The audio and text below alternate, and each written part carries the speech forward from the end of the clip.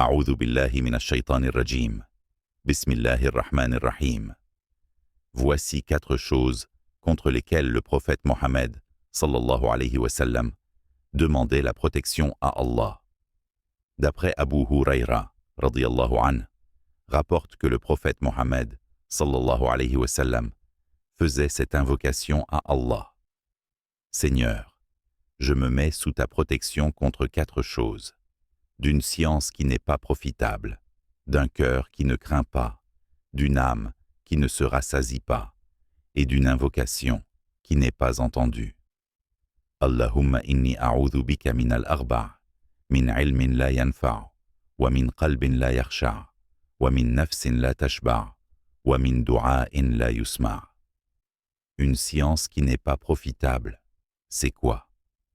C'est une science, quelle qu'elle soit, que l'on a apprise et que nous n'utilisons pas, c'est-à-dire que nous ne la mettons pas en pratique et que nous ne l'enseignons à personne. C'est donc une science qui ne nous est pas profitable. Elle est là, mais elle ne nous sert à rien, car nous n'en faisons rien. Un cœur qui ne craint pas, c'est un cœur qui ne craint pas Allah. En vérité, c'est un cœur qui ne ressent pas la religion, car c'est un cœur qui ne se tranquillise pas au rappel d'Allah. Comme cela est notifié dans Sourate, le tonnerre, verset 28. N'est-ce point par l'évocation d'Allah que se tranquillisent les cœurs? Le croyant, quand il se rappelle d'Allah, quand il fait du zikr, son cœur se tranquillise. Mais celui qui n'a aucune crainte d'Allah dans son cœur ne connaîtra pas la vraie paix intérieure. Quand on parle de crainte d'Allah, il faut bien comprendre de quoi on parle.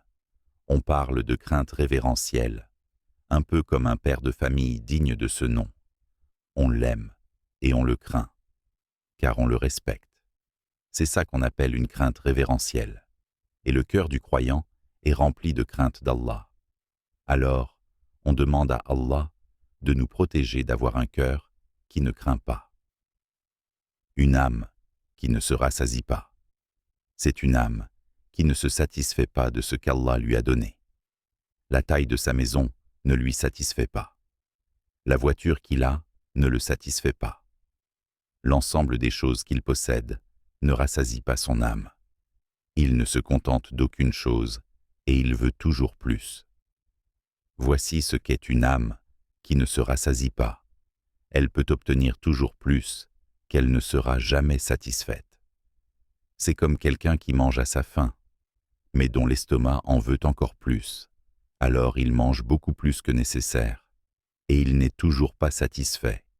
Quel que soit ce qu'il mange, et quelles que soient les quantités, il n'est pas satisfait, et il en veut toujours plus. On voit ça chez certaines personnes avec l'argent. Ils ne sont jamais satisfaites de l'argent qu'ils ont, et quelles que soient les sommes d'argent accumulées, toujours plus, encore plus, mais leurs âmes ne sont jamais satisfaites. Alors, ils veulent toujours plus d'argent, et même s'ils arrivent à obtenir plus que nécessaire, ils peuvent se retrouver avec plus d'argent qu'ils ne pourraient dépenser en une vie, que cela ne leur suffit jamais. Voici ce qu'est une âme qui ne se rassasie pas. Alors que celui dont l'âme se satisfait de ce qu'Allah lui donne, il remercie Allah tous les jours pour ce qu'il a, et il patiente contre ce qu'il n'a pas. Son âme ne maudit jamais ce qu'elle a. Elle ne se plaint pas de ne pas avoir plus de ceci ou plus de cela. Et ceci fait partie de l'acceptation du destin d'Allah.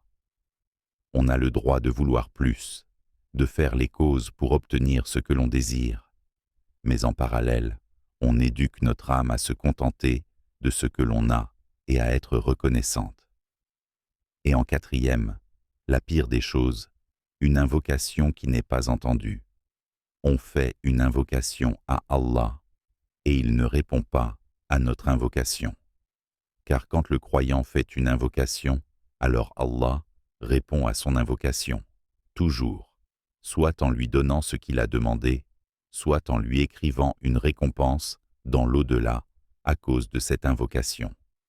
À chaque fois que l'on invoque Allah, Allah nous donne des hasanat, des bonnes actions, et ensuite, soit il nous donne ce qu'on a demandé dans notre invocation, soit il nous garde une récompense spécifique pour l'au-delà.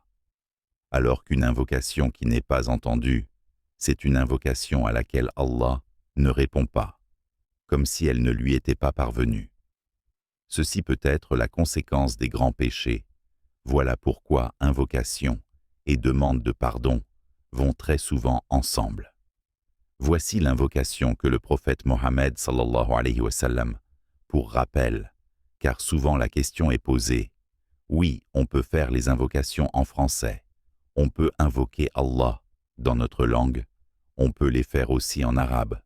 Mais le plus important dans les invocations, c'est la compréhension.